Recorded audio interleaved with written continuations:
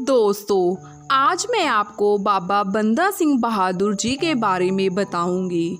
चलो दोस्तों शुरू करते हैं। 17वीं सदी के उत्तरार्ध की बात है। राजौरी में एक राजपूत परिवार में एक लड़के का जन्म हुआ। नाम पड़ा लक्ष्मण देव। बचपन से ही तीर कमान का शौक, घुड़सवारी और शिकार में भी महारत हासिल थी। लड़कपन में घटी एक घटना ने लक्ष्मण के मन पर गहरा प्रभाव डाला। हुआ यूं कि एक दिन लक्ष्मण जंगल में शिकार के लिए गया।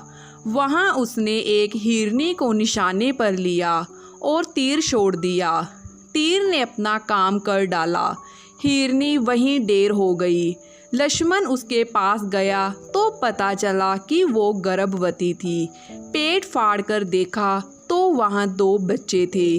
दोनों ने लक्ष्मण की आंखों के सामने दम तोड़ा। इस घटना के बाद लक्ष्मण का मन दुनिया से उचट गया। घर बार छोड़ के वो साधु सन्यासी के वेश में दर दर भटकने लगा। उसने अपना नाम भी बदलकर माधो दास रख लिया। घूमते घूमते माधो दास नासिक के पास पंचवटी पहुंचा और वहां बाबा ओगड़नाथ का शिष्य बन गया। 21 साल की उम्र में उसने नांदेड़ में अपना आश्रम बनाया और वहीं रहने लगा।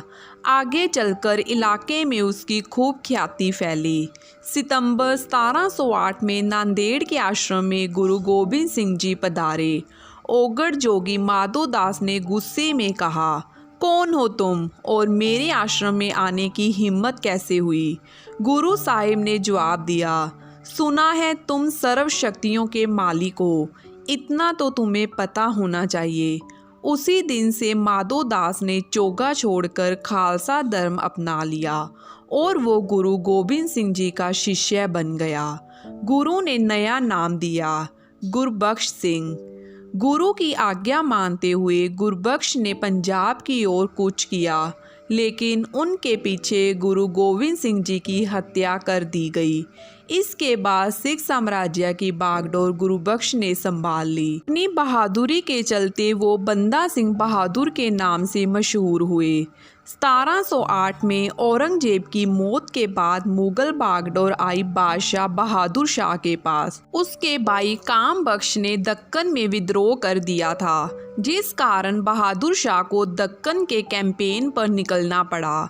मौके का फ़ायदा उठाते हुए बंदा बहादुर सतलज के किनारे पहुँचे और वहाँ के किसानों को अपनी सेना में जोड़ना शुरू किया।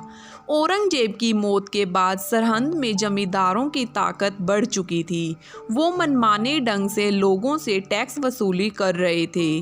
सामंतों का उत्पीड़न आम बात थी, लेकिन दिल्ली की ताकत कमज़ोर हुई तो उन्होंने और फ़ायदा उठाना शुरू किया। सरहंद में किसान एक काबिल लीडर की तलाश में थे। बंदा बहादुर के कहने पर उन्होंने उनकी सेना में भर्ती होना शुरू कर दिया। उन्हें घोड़े और पैसों से मदद दी। कई सालों से सैनिकों को वेतन नहीं मिला था। ऐसे सैनिकों ने भी बंदा बहादुर की फ़ौज में जाना बेहतर समझा। 10,000 की फ़ौज हुई तो बंदा बहादुर ने सबसे पहले सोनीपत और कैथल में मुगलों का खजाना लूटा। इसके बाद 1709 में बंदा बहादुर ने सरहंद के एक कस्बे को निशाना बनाया। यहाँ के गवर्नर वजीर खान ने गुरु गोबिंद सिंह जी के बेटों की हत्या की थी। हमले का मकसद गुरु का बदला लेना था और उसके बाद बारी आई सरहंद की। बंदा बहादुर ने मई 1710 में सरहंद पर हमला बोला और वहां लोहगढ़ किले पर कब्जा कर लिया। इतना ही नहीं, लोहगढ़ को राजधानी घोषित करते हुए बंदा बहादुर ने गुरु गोबिंद सिंह जी के नाम वाले सिक्के भी जारी किए। इसके कुछ समय बाद बंदा बहादुर ने उत्तर में राहोन, बटाला, पठानकोट और पूर्व में सहारनपुर, जलालाबाद, मुजफ्फरनगर पर कब्जा कर लिया। अगस्त 1710 तक लाहौर से पूर्व में पंजाब में सिखों का शासन हो चुका था और इससे दिल्ली सल्तनत और लाहौर के बीच कम्युनिकेशन में बाधा पड़ रही थी।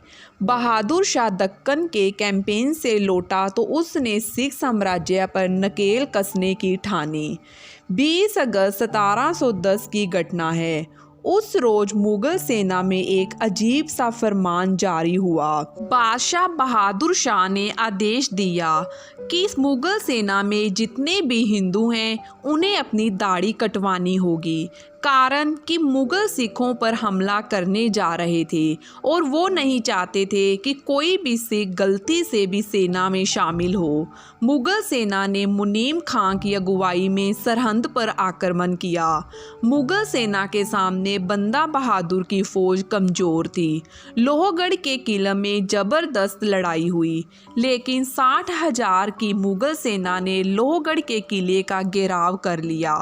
तब गुलाब सिंह ने बंदा सिंह की जगह ले ली और बंदा वेश बदलकर किले से निकल गए।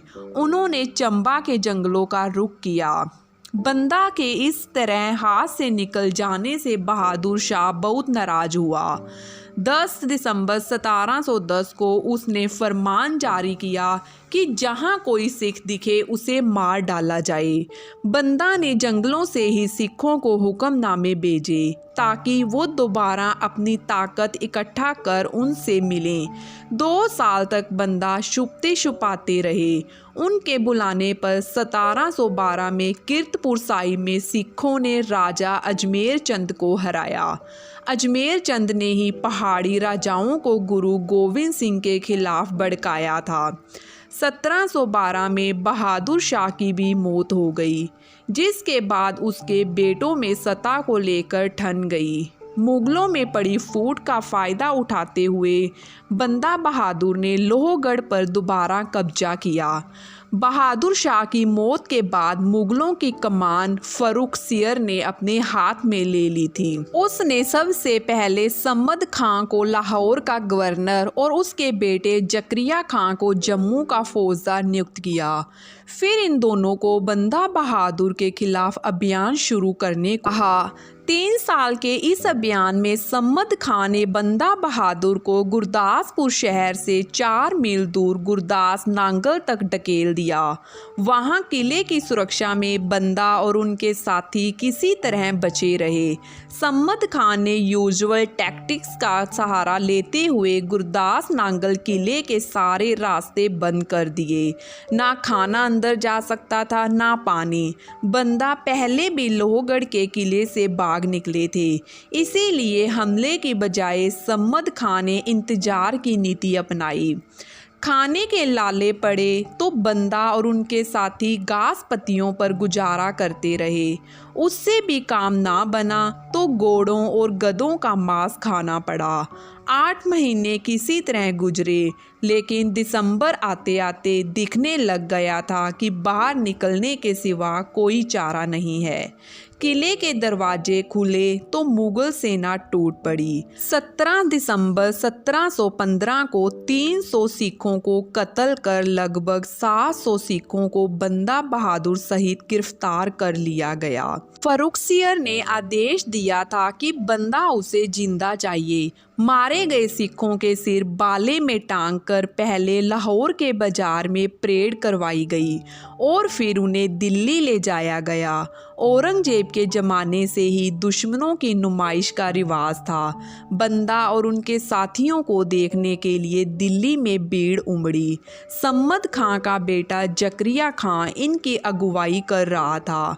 मखौल उड़ाने के लिए बंदा को शाही पोशाक पहनाई गई और हाथी के ऊपर पिंजरे में डाल रखा था। उनके बाकी साथियों को बिना जीन ऊंट पर बिठा रखा था। इनके आगे सिखों के सिर भूसे से भरकर नेजों और बांसों पर टंगे हुए थे। इन सब को बादशाह फर्रुखसियर के आगे पेश किया गया।